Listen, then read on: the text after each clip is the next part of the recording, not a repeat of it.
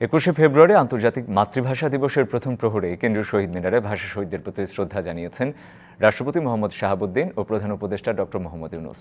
পরে একে একে ভাষা শহীদদের প্রতি শ্রদ্ধা জানান অন্তর্বর্তী সরকারের উপদেষ্টারাও। এছাড়াও শ্রদ্ধা জানিয়েছেন সেনাপ্রধান সহ রাজনৈতিক নেতারা। এবার ভিন্ন প্রেক্ষাপটে আন্তর্জাতিক মাতৃভাষা দিবস। গণ অভ্যুত্থানের পর প্রথম 21শে ফেব্রুয়ারি রাত 12টা 1 মিনিট কেন্দ্রীয় শহীদ মিনারে 52 ভাষা শহীদদের প্রতি ফুল দিয়ে শ্রদ্ধা নিবেদন করেন রাষ্ট্রপতি মোহাম্মদ শাহাবুদ্দিন। এরপর শ্রদ্ধা জানান অন্তর্বর্তী সরকারের প্রধান উপদেষ্টা ডক্টর মোহাম্মদ ইউনূস। পরে ভাষা শহীদদের প্রতি শ্রদ্ধা জানান প্রধান বিচারপতি ও উপদেষ্টা মণ্ডলীর সদস্যরা।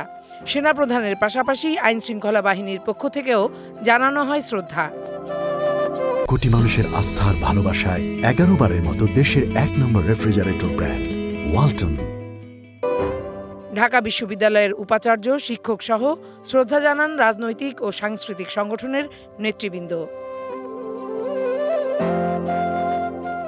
পরে ভাষার জন্য প্রাণ দেয়া সালাম, বরকত, রফিকদের শ্রদ্ধা জানান নানা শ্রেণী পেশার মানুষ।